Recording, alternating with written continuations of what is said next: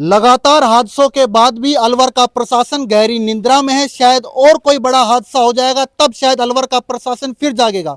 मैं अलवर से कुछ ही किलोमीटर की दूरी पर एक गांव है मोरेड़ा गांव। मोरेड़ा गांव में इस समय उपस्थित हूं और मेरे ऊपर आप एक जो लाइन देख रहे हैं वो 11,000 वोल्टेज की लाइन है। घटना सुबह 10 बजे के आसपास की है और ये 11,000 का तार ये टूटता है और टूटने का कहर एक गरीब मजदूर किसान के ऊपर गिरता है।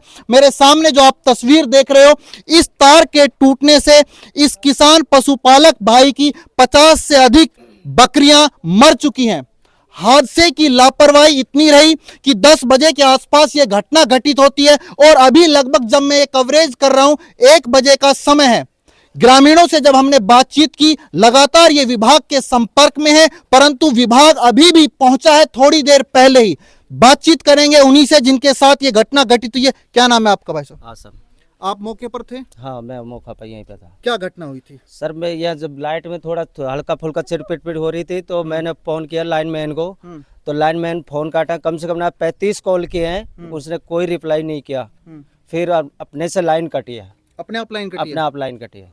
उसके बाद आपने किसी और से संपर्क किया? सर, फिर मेरे गाँव का आसपास के भाग के आए तो उन्होंने फिर फोन किया है, तब जाके नहीं। फोन करने से क्या फायदा जब अपने से ही लाइन कटी है तब। क्या नाम है भाई? सर इलियास नाम में। इलियास, ये आपके ही पशु थे? मेरे ही सर। तो कैसे क्या घटना घटित हुई? सर ये लाइट ने पकड़ा है, तार टूटा है सर, इसकी वजह से मरा है सर। तो ये पहले भी कोई लाइनों की आपने शिकायत दी हो? सर ये 3-4 बार लाइन टूट चुकी है, लेकिन इसको जोड़ जाए, खाना पूर्ति कर जाए फिर चले जाएं सर।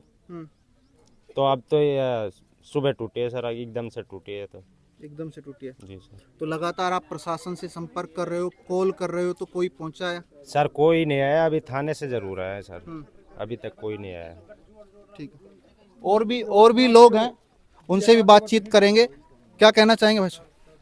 ये सर इसका जो लाइन का जॉइंट है, यहाँ पे जॉइंट था तो ये जॉइंट देखो आप, इस जॉइंट टच हुआ ऊपर, वो टच हुआ तो नीचे करंट उतरा, लट्ठे में से तार आ रहे हैं उसमें से। जब उसमें करंट उतर के पूरी लाइन इसमें जाली में करंट आया, जब ये बच्चे मरे हैं।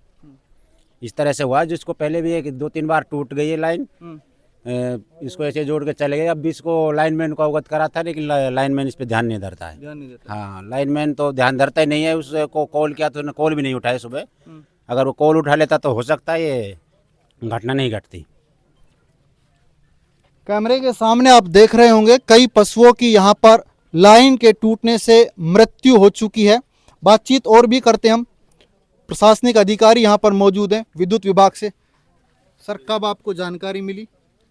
मेरे को 10:40 पे लाइनमैन ने सूचना दी कि वो मोरेड़ा में 11 kV का तार टूट गया है, मैंने सप्लाई अप्लाई सब बंद करा दी है, ऐसी घटना हो गई है। उसके बाद तुरंत मैंने मेरे उच्च अधिकारी को संपर्क किया, उनसे बात करी, भाई ये हो गई है। उसके बाद तुरंत जैसे सूचना मिली मैं यहाँ। ग्रामीण अभी आरोप लगा रहे हैं कि 10 बजे के आसपास घटना है, 30 से 35 बार लाइनमैन को कॉल किया गया, कॉल रिसीव नहीं किया गया। अभी 1 बजे हैं और आप भी अभी शायद 10-15 मिनट पहले ही पहुंचे हैं। कितनी लापरवाही आपके विभाग की? नहीं, जैसे तुरंत ही लाइनमैन को, जैसे फर्स्ट कंज्यूमर ने सूचना दी, तुरंत उसने लाइट कटवा दी थी। उसके बाद तुरंत उसने मेरे को सूचना दे दी थी।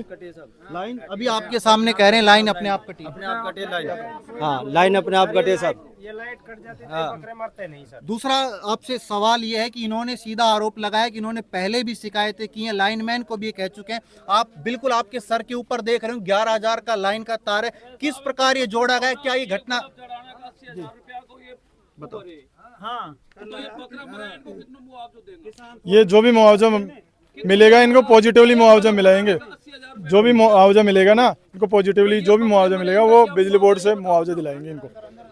जयन साहब, पैमाने तो आपके विभाग के भी होंगे कि धरातल से कितनी मीटर ऊंचाई पर तार होते हैं, कब उनकी मरम्मत की जाती है, देखभाल की जिम्मेदारी भी आपके विभाग की है। ऐसा नहीं लगता है कि आपका विभाग अपनी जिम्मेदारियों को नहीं निभा रहा है?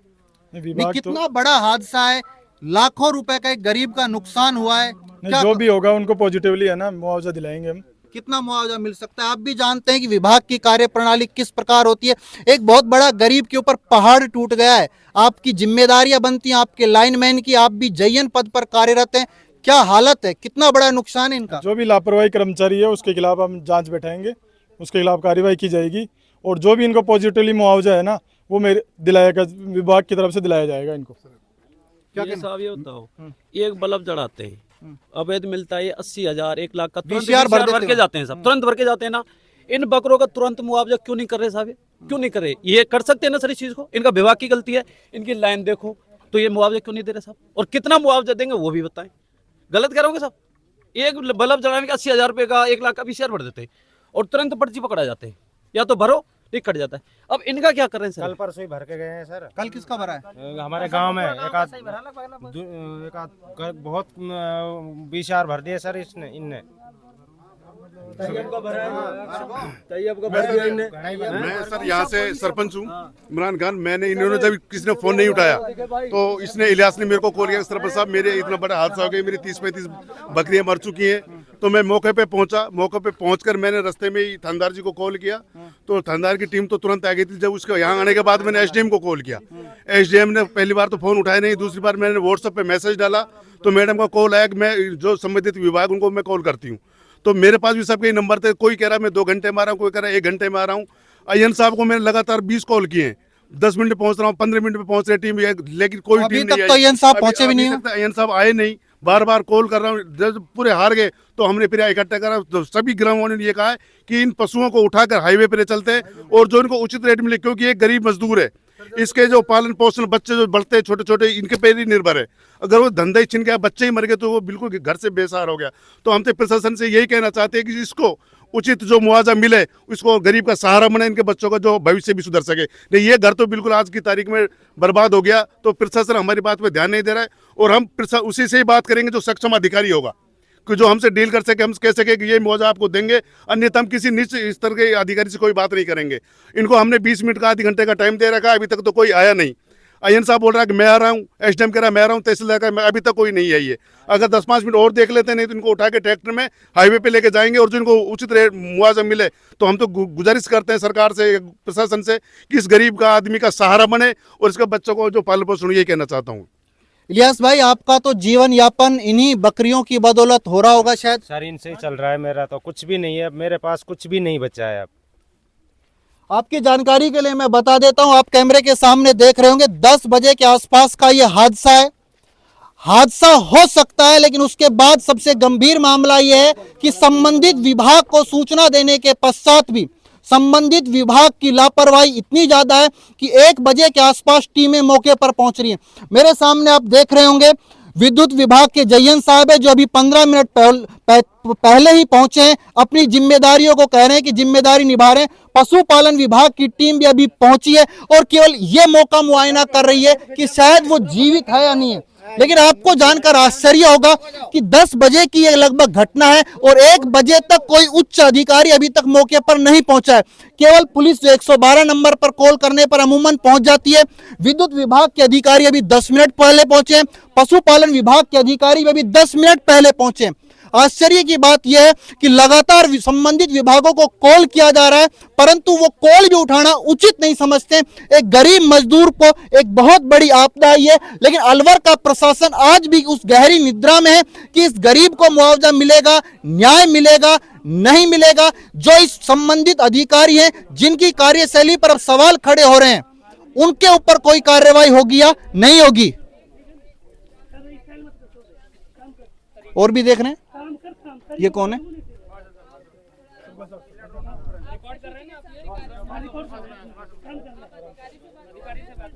और भी यहाँ बातचीत हो रही है, आप देखते रहिए। देखिए, बहस का ये मामला है। जवाब तो देना पड़ेगा। मैं इनसे पूछ रहा हूँ, पोस्टमार्टम यही कर रहे हो? सुनो, मैं कलसाड़ा सरपंच हूँ, मैं इनसे पूछ रहा हूँ।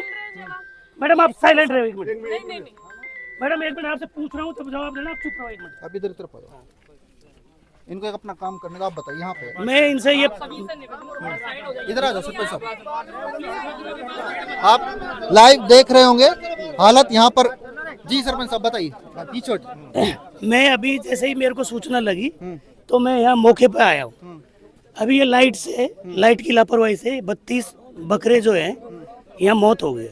अभी मैं इसमें ये जो डॉक्टर साहब हैं, मैं इनसे सिर्फ ये पूछ रहा हूँ, आप जो ये कर रहे हो, ये पोस्टमार्टम रिपोर्ट कर रहे हो या ऐसे ही लिख के रिपोर्ट दोगे, उसमें ही आप दूर रहिए, क्योंकि अधिकारी से बात कर रहे हो।